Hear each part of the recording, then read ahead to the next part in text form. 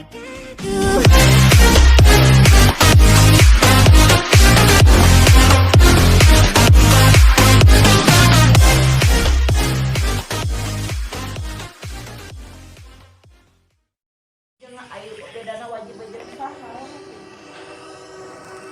mau minta ngelakukan eta bisa saat lagi itu wajib yang dulu puasa sholat kan kita wajib sholatnya segala sesuatu yang harus dikerjakan. Halo rebahaners yang selalu hemat waktu dan kuota, bagaimana kabarnya? Kembali lagi bersama saya John. Sesuai permintaan beberapa dari kalian, kali ini saya akan membahas film berjudul In the Tall Grass. Film horor science fiction menyeramkan namun sangat membagongkan. Kenapa? Karena film ini memusingkan dan menimbulkan banyak pertanyaan di endingnya. Karena dengan IQ kita yang pas-pasan, ternyata cukup sulit memahami alur cerita dan ending film ini. Maka dari itu, tim IQ 7 yang beranggotakan satu orang sudah melakukan riset dan merangkum alur cerita filmnya sepadat, sesingkat, sejelas, dan sedetail mungkin. Makanya langsung saja yuk siapkan kopi, buka tutup toples rengginang kalian, nyalakan sebat serokok, selamat menonton, dan cekicrot.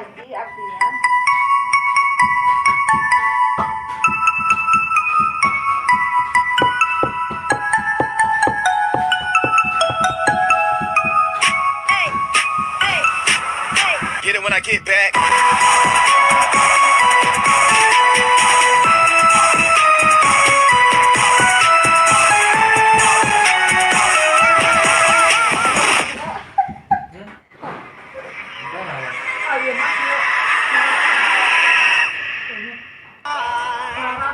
It's so wrong as I know that you.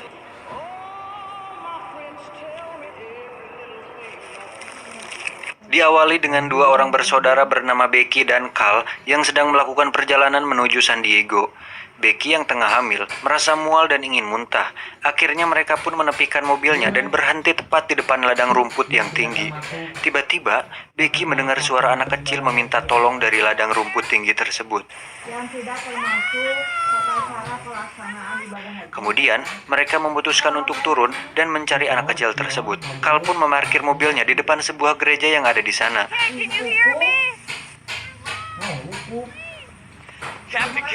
Carl mulai masuk ke dalam rumput tersebut disusul oleh Becky. Mereka pun berjalan sambil menggerok-gerokkan anak kecil tersebut. Semakin masuk ke dalam, justru mereka berdua malah semakin terpisah satu sama lain.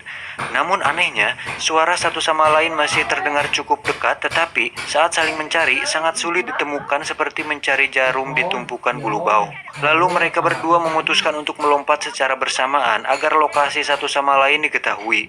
Saat melompat, ternyata jarak mereka berdua sangat dekat. Mereka pun memutuskan melompat kembali untuk memastikan jaraknya sekali lagi.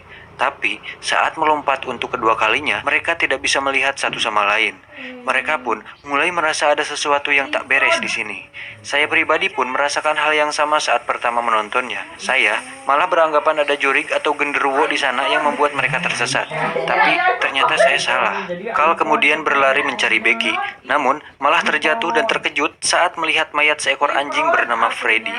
Becky yang juga mencari Carl justru malah bertemu dengan seorang pria bernama Ross yang ternyata adalah ayah dari anak kecil yang mereka cari. Ross pun mengajak Becky untuk ikut bersamanya mencari Carl dan anaknya bersama-sama. Malam pun tiba dan saat tengah berjalan, Becky tidak sengaja melihat barang-barang dan rambut berdarah yang tergeletak di tanah. Sontak hal itu membuat Becky kaget. Tiba-tiba Ross pun menghilang dan muncul sosok mengagetkan dari balik rumput. Adegan jumpscare ini cukup membuat saya kaget waktu itu, tapi saya akan kasih tahu ke kalian agar kalian tidak mengalami hal yang sama seperti saya, karena kaget itu tidak enak, seperti ini. Itu sangat mengagetkan, makanya saya kasih tahu dulu ke kalian agar kalian tidak kaget. Di saat yang bersamaan, Carl justru menemukan anak kecil tersebut.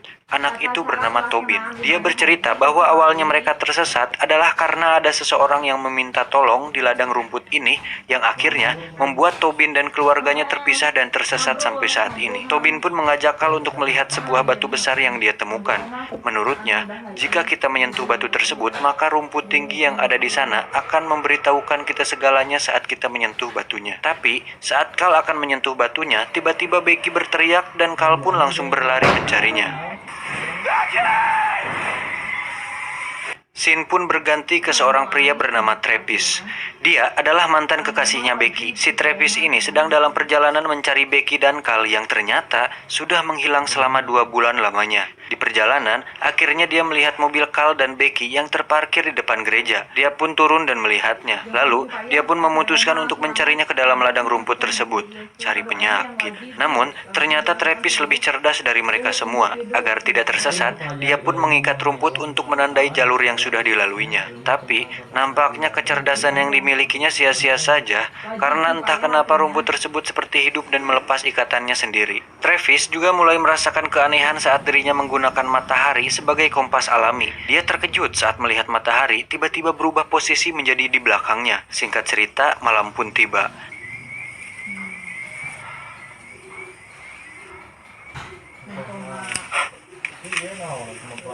Tak diduga Travis bertemu dengan Tobin. Travis pun dibuat terkejut saat Tobin mengatakan bahwa dia mengenal Travis dan sudah bertemu dengannya sebelumnya. Tobin mengatakan, "Saya tahu nama antum dan apa yang antum cari, yaitu Becky." Sampai sini, mungkin Anda bingung. Ini teh ada apa? Mungkin Anda harus minum kopi dulu dan nyalakan sebat selagi karena tidak lama lagi semua akan terjawab. Travis kemudian meminta Tobin untuk menunjukkan di mana Becky. Tobin pun menjawab, "Antum yakin mau melihat Becky?" "Iya Cil, tolong Cil, tunjukkan di mana Becky berada. Dia itu mantan pacar saya, tapi saya masih menyayanginya. Ayo Cil, buru Cil." Akhirnya Tobin pun membawa Travis ke tempat di mana Becky berada. Dan terkejutnya Travis saat melihat Becky sudah menjadi mayat yang membusuk. Tobin pun tiba-tiba menghilang dari sana dan meninggalkan Travis sendirian.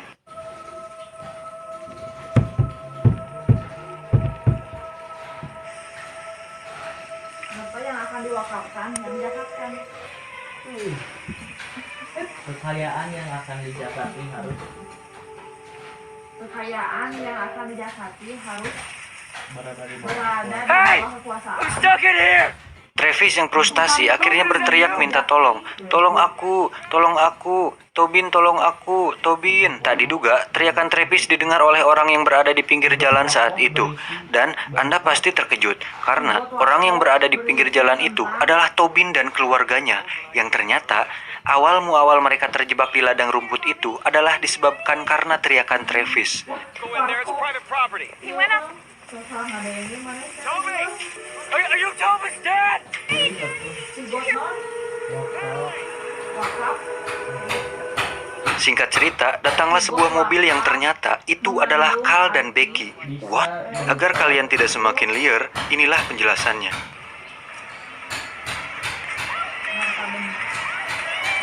Dari semua kejadian tadi, bisa diambil kesimpulan bahwa batu hitam besar yang kita lihat tadi memberikan efek yang menjadikan ladang rumput ini adalah sebuah area di mana terdapat time loop atau lingkaran waktu, bahasa sederhananya semacam lorong atau mesin waktu, yang membuat siapapun yang masuk ke dalam ladang rumput tersebut akan terjebak dan mengalami perputaran waktu yang memungkinkan kita bisa bertemu dengan orang yang sama, tapi dari masa lalu. Sampai sini, paham ya anak-anak?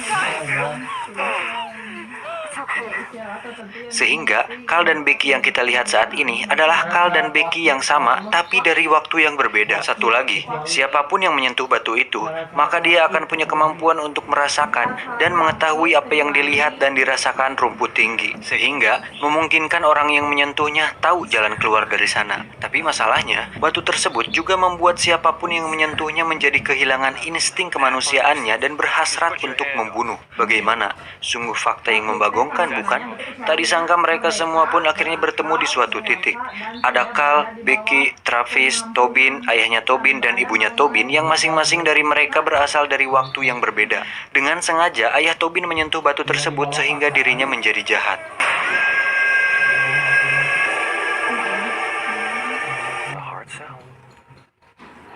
Dan tidak berada di bawah kekuasaan. It's just flesh.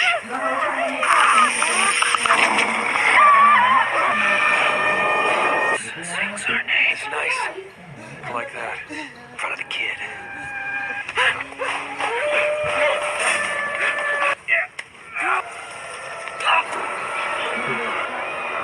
Dari situ, dia mulai membunuh semuanya dan hanya menyisakan Travis dan Tobin yang alhamdulillah punya kesempatan untuk lari. Namun ternyata tidak semudah itu Ferguson karena ayahnya Tobin berhasil menyergap Travis. Tapi dengan kaki bunsin yang dia miliki, akhirnya ayah Tobin berhasil dikalahkan. Travis yang frustasi karena Becky dan calon bayinya sudah meninggal, akhirnya nekat menyentuh batu tersebut.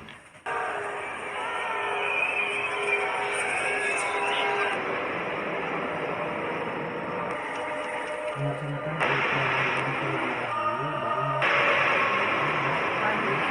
Setelah Travis menyentuh batu tersebut, akhirnya dia bisa mengetahui jalan keluar dari sana. Tetapi, tidak menyebabkan dirinya kehilangan insting kemanusiaannya.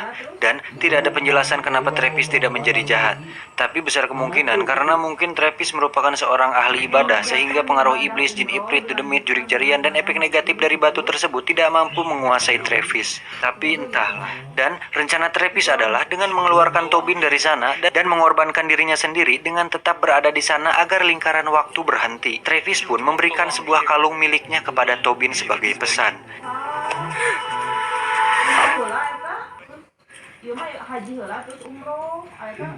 Dan pada akhirnya Tobin pun tiba-tiba berada di sebuah ruangan yang ternyata itu adalah ruangan belakang gereja. Dengan kata lain, Tobin berhasil keluar dari rumput tinggi tersebut. Kemudian Carl dan Becky dari waktu yang berbeda pun muncul. Tobin yang melihat hal tersebut langsung memperingatkan mereka berdua agar jangan masuk ke ladang rumput itu. Tobin pun menunjukkan kalung yang diberikan Travis. Dari situ, mereka berdua akhirnya percaya kepada anak kecil tersebut.